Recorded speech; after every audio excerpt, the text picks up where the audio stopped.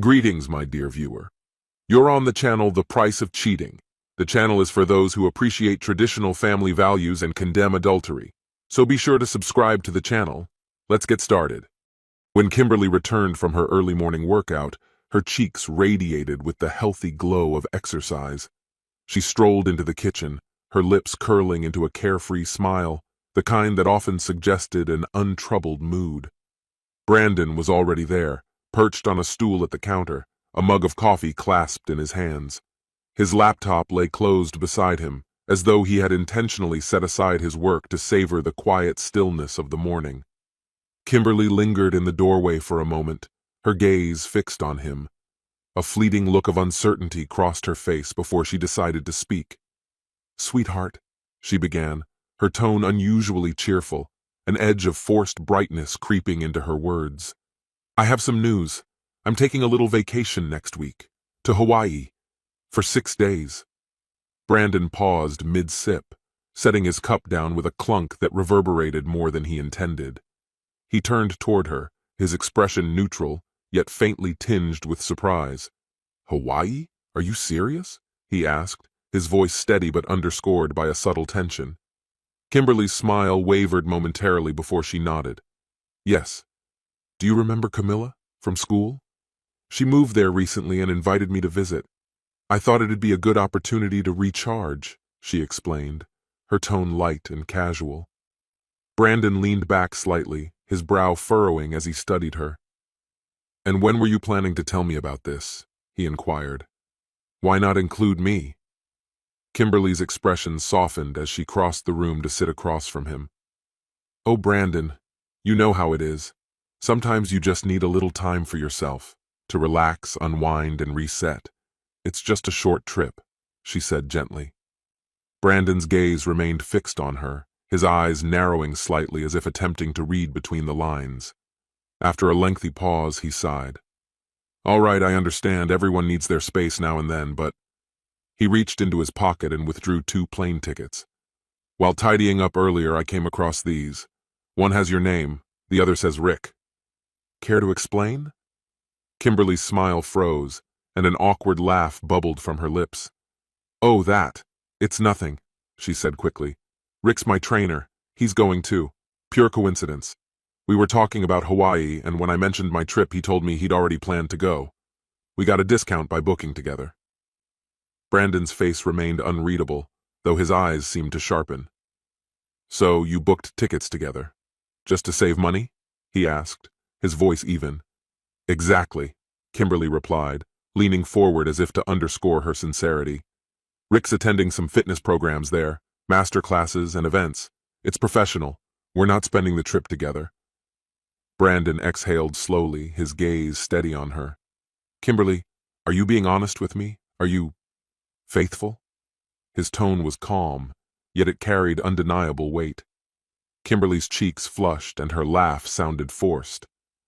"Brandon, come on. What are you saying? Of course I'm faithful. This trip just came together last minute, that's all," she said, her eyes darting away before returning to him. Brandon's expression didn't change. "If it's so straightforward, why didn't you tell me before buying the tickets?" Kimberly hesitated, then reached across the table to place her hand on his. "Because I knew you couldn't come," she said softly. "Your vacation time isn't for months. I didn't see the point in discussing it when I already knew it wasn't an option for you." Her attempt at a reassuring smile faltered against his stern demeanor. Brandon's jaw tightened as he leaned back in his chair. "You didn't even try to involve me in the decision. And now you're telling me you're going with Rick. What do you expect me to think?" Kimberly threw up her hands in frustration. "Brandon, please. Rick isn't some romantic interest. He's my trainer. It's purely coincidental that we're on the same flight. Most of my time will be with Camilla, on the beach, swimming and catching up. It's just a girls' trip." Brandon exhaled again, nodding faintly but without conviction. "Fine, Kimberly. Do what you want," he said quietly. His voice carried a tone of finality that made Kimberly glance at him uneasily. "Honey, you're not upset, are you?" she asked tentatively. Brandon's expression hardened, his voice cooling. "Men don't get upset, Kimberly," he replied. Abruptly, he stood, grabbing his jacket from the back of his chair. I need to head to the auto repair shop. The brake pads need replacing. Without another word, he walked out the door, his footsteps echoing through the hallway. Kimberly watched him leave, a growing unease settling in her chest. Meanwhile, Brandon drove away, his mind racing. After running his errands, he parked near a small cafe. Inside, his old friend Justin was already waiting, his familiar grin lighting up his face. "Brandon," Justin greeted, waving him over. "Long time no see. How's everything?" Brandon skipped the small talk, sitting down with a grim expression. "Justin, I need answers. What did you find out about Kimberly and her trainer?" Justin's smile faded slowly, his lips pressing into a tight line as he exhaled deeply, reclining in his chair. "Brandon, here's the deal. You asked me to dig into this 2 weeks ago, and I've found some things. But it might not be everything you were hoping to hear." Brandon's expression hardened, his jaw clenched. He didn't speak, his silence urging Justin to continue. "This guy, Rick, works as a fitness trainer. From what I've uncovered, he's good at his job. However, there was some drama with a client a while back. A scandal of sorts. It got swept under the rug and his reputation stayed intact, but it stirred the pot for a while." "Go on," Brandon said, his voice measured and firm. Justin leaned forward slightly. "I've been monitoring their interactions. Most of their time together is at the gym, and on the surface it looks professional. But I managed to get a few pictures that might say otherwise. Take a look." He slid a small pile of photographs across the table. Brandon picked them up, studying each one with intensity. One photo showed Rick leaning toward Kimberly, his hand resting lightly on her shoulder before slipping lower, grazing the small of her back. Kimberly's body language seemed welcoming, her smile wide as she leaned slightly toward him. Another image captured Rick kissing her cheek, the placement uncomfortably close to her lips. "Check out his hand," Justin pointed out. "That's more than friendly." "Friendly isn't the word I'd use," Brandon muttered, his voice sharp. His gaze lingered on the pictures, the tension in his jaw growing as a dull ache spread through his chest. He finally met Justin's eyes. "What else?" Justin straightened in his seat. "I've watched them during their workouts. Rick acts professional enough, but there's this familiarity, subtle touches, little gestures that cross the line. Kimberly doesn't just tolerate it, she seems to enjoy it. She laughs, smiles, and always looks like she's having the time of her life around him." Brandon's face darkened, but he held his composure. "Here's the thing," he said quietly. "Kimberly's leaving for Hawaii in 2 days. She claims it's to visit her friend Camilla, but she bought 2 tickets, and the second one is under Rick's name. She's spinning some tale about a fitness conference and discounted airfare, but I'm not buying it." Justin's eyebrows shot up. "You've got every reason to doubt her." Brandon's voice lowered further, his words deliberate. "There's more. She withdrew $15,000 from our joint account, in cash." Justin's eyes widened.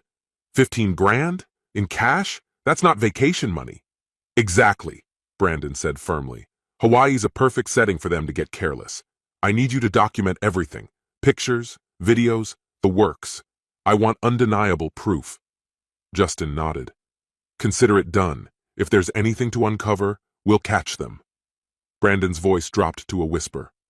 "One more thing. I swapped the cash she withdrew. With counterfeits." Justin blinked, then let out a short laugh. "Why would you do that?" Brandon's lips curved into a faint smirk. "To send a message. She'll still use her card for major expenses, but she's banking on that cash for whatever she's planning. Let's call it a reminder that betrayal has consequences." Justin chuckled, shaking his head. "All right, I'm with you. Let's make this trip unforgettable." 2 days later, Kimberly stood in the doorway, her face glowing with a cheerful smile as she leaned in to kiss Brandon goodbye. "See you soon, sweetheart," she murmured, giving his hand a gentle squeeze. Brandon smiled warmly, playing the role of a loving husband with ease. "Have an amazing trip," he said, as he watched her head to the car, luggage in tow. The moment her vehicle disappeared around the corner, his demeanor shifted entirely. The performance was over. It was time to act. Brandon wasted no time meeting with Mr. Daniels, his sharp and tactical divorce attorney. He laid everything out: Kimberly's suspicious behavior, the hefty cash withdrawal, and the planned Hawaii trip with Rick. "I'll have concrete evidence soon," Brandon said confidently. "But this isn't just about the divorce. Rick needs to face the consequences too. His reputation deserves a hit." Mr. Daniels steepled his fingers, absorbing the details. "You've done your research. I'll ensure this process is smooth for you, and as challenging as possible for them." Reassured, Brandon left the office with a renewed sense of determination. Over the following days, he stayed in close contact with Justin, who was tailing Kimberly in Hawaii. At first, Kimberly's activities appeared innocent. She met up with her friend Camilla, attended fitness workshops, and joined group events. Rick maintained a professional distance in public, acting as though their relationship was strictly work-related. But Justin's sharp eye caught the nuances that hinted otherwise. "She's trying to keep up appearances," Justin reported over the phone. "But it's obvious they're more than just colleagues." The situation was far more complicated than it appeared. Kimberly's demeanor around Rick betrayed her cautiousness, always composed, always professional when others were watching. Rick's magnetic personality and his undeniable appeal to women made it clear why Kimberly hesitated to fully claim him as hers. She seemed to be keeping him at arm's length, perhaps out of insecurity or strategy. Brandon exhaled sharply, his frustration boiling over. It was obvious. Kimberly was treating him as her fallback, stringing him along as her contingency plan. By the fourth day, Justin's updates had taken a sinister turn. "I've got something you'll want to see," Justin said grimly during a phone call. Photos and videos. Kimberly and Rick were inseparable at the pool earlier. They were hugging, kissing, the whole thing. And after dinner, Rick went to her room and didn't come out all night. Brandon's stomach twisted at the news. He had suspected as much, but hearing it confirmed hit him harder than he'd expected. After thanking Justin, he asked him to keep documenting everything. Brandon wanted a complete record, every single piece of evidence. As he began packing up his belongings methodically, his determination solidified. Later, he logged into the joint bank account he shared with Kimberly and withdrew the remaining funds. Quietly, he began executing his plan. The next day, Brandon's phone buzzed. Kimberly's voice greeted him, soft but with a forced air of seriousness. "Sweetheart, I've got some unfortunate news," she began, her tone dripping with rehearsed sympathy. "Camilla had an accident at the pool, twisted her ankle pretty bad. I can't leave her like this, so I'm staying a few extra days to take care of her." Brandon's jaw tightened, but his voice was warm and understanding. "Of course, Kimberly. That's so like you, to be such a caring friend. Take all the time you need." A relieved sigh escaped her. "Thank you, Brandon. I knew you'd understand. You're the best." When the call ended, Brandon allowed a faint, knowing smile to creep across his face. He didn't believe her story for a second. The Camilla accident was too convenient to be true. Minutes later, another call came in. It was Justin again. "Brandon," he started, skipping any pleasantries, "Kimberly's been with Rick all morning. I overheard them talking about a private getaway. A few days on a yacht, just the two of them." Brandon's tone remained measured. "Interesting. Kimberly just told me her friend Camilla hurt her ankle." Justin didn't hesitate. "Camilla? She hasn't been around for days. Kimberly's been glued to Rick the entire time." Suppressing a bitter laugh, Brandon simply said, "Thanks, Justin. That's all I needed. You can wrap it up. I've made my decision." Justin sounded relieved. "Got it. Good luck, man." Hanging up, Brandon immediately contacted his lawyer, Mr. Daniels. He shared every piece of evidence Justin had gathered: photos, videos, even audio recordings of Kimberly and Rick's conversations. After reviewing the material, Daniels nodded confidently. "This is rock solid," he assured Brandon. "The divorce papers will be ready by tomorrow, and we can file professional misconduct charges against Rick. By the time this is over, his reputation will be in ruins." Brandon thanked Daniels, feeling a wave of vindication. But the day still had more in store. That evening, Justin called again, his voice carrying a note of excitement. "You won't believe this, Brandon. I was about to leave when I saw Kimberly and Rick walk into a high-end boutique. She tried buying him something expensive, but the cashier caught her using counterfeit cash. Brandon chuckled. "You're kidding." "Not at all." It turned into a massive scene. They brought in the manager, and eventually the cops showed up. She was humiliated. Rick looked like he wanted to disappear. Brandon let out a genuine laugh. "Well, they've earned it. Let them enjoy the mess they've made." After ending the call, Brandon felt a deep sense of satisfaction. Justice, it seemed, had finally begun catching up. A few days later, Kimberly returned home looking frazzled and drained. Her grand escape with Rick had devolved into a nightmare. The counterfeit money incident still loomed over her, and she was already rehearsing excuses for the bank. Her finances were in shambles, and she had no idea how to recover. For now, her priority was to unpack and figure out her next steps. But as she stepped through the door, expecting the familiar comfort of home, an unsettling feeling washed over her. Something was terribly wrong. The house was unnervingly quiet, an unnatural stillness that made Kimberly hesitate as she stepped inside. She lingered in the doorway, her eyes scanning the living room with a growing sense of unease. The usual clutter that marked Brandon's presence was conspicuously absent. A cold knot formed in her stomach as she rushed from room to room, dread mounting with each step. The truth hit her like a punch. His belongings were gone. His clothes, books, and even the toothbrush in the bathroom. All of it had disappeared. Panic tightened in her chest as she fumbled for her phone, dialing Brandon's number with shaking hands. The line buzzed a few times before his voice came through, calm and detached, devoid of the warmth she had once taken for granted. "Hello," he said, his tone unsettlingly steady. "Brandon," she began, struggling to keep her voice from breaking. "What's happening? Where are you?" His reply was measured, each word deliberate. "I have two pieces of news for you, Kimberly. First, a courier will arrive in about an hour with your divorce papers. Second, in 2 hours, a realtor will be there because I've put the house on the market. Be ready." His words landed like a physical blow, leaving her momentarily speechless. She gasped, her voice trembling as she tried to make sense of it. "Divorce papers? Brandon, what is this? What are you doing?" His composure remained maddeningly unshaken. "I know about Rick," he said flatly. "It's time you face the consequences." Her breath caught, and fury sparked within her. "Were you spying on me? Following me around?" she demanded, her voice rising. "I trusted you for too long," Brandon responded coldly. "When that trust started to crack, I checked the facts. The results, as it turns out, were exactly what I expected." She opened her mouth to retort, but the call cut off abruptly. Frantic, she redialed, but every attempt went straight to voicemail. Staring at the phone, her hands shook, and tears blurred her vision. Brandon's words echoed in her mind, and the foundation of her life felt like it was crumbling beneath her feet. The days that followed thrust Kimberly into a grim and unrelenting reality. The divorce process began swiftly, dragging her into a series of grueling courtroom confrontations.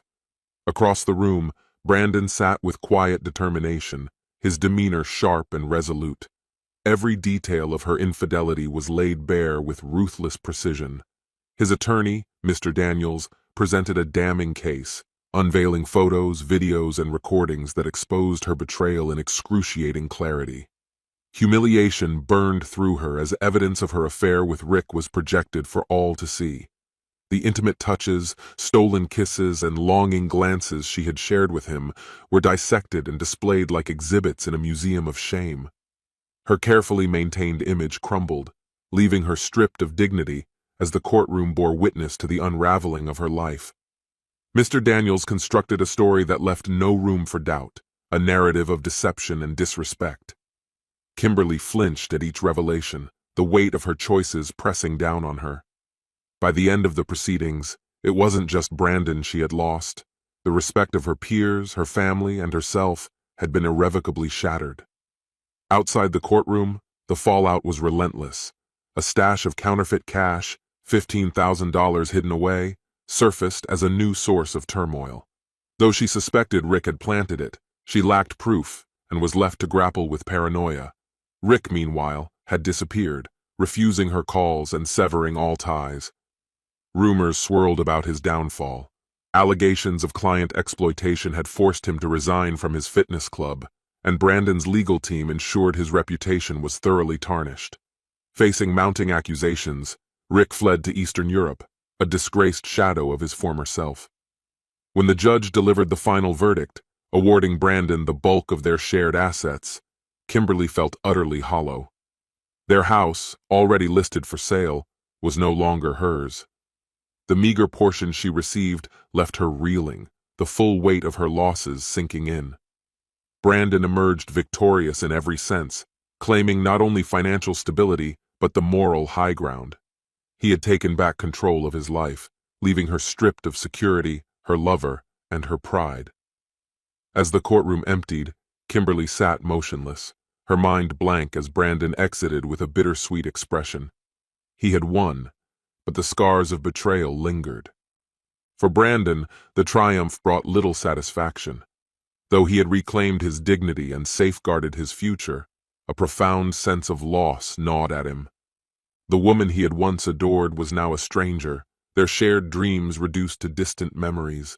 In quiet moments, he couldn't help but mourn the life they had planned together, the promises that would never be fulfilled. Over the following year, Brandon turned his focus to rebuilding, though the shadow of the past loomed large. The material gains from the divorce felt hollow, a poor substitute for the love he had lost. Healing proved a slow and arduous process, the emotional wounds too deep to simply fade away. Even as he moved forward, the ache of betrayal remained a constant reminder of the trust that had been broken. Some wounds, he realized, never fully heal. This concludes the story. If you like it, then put your powerful like and subscribe to the channel.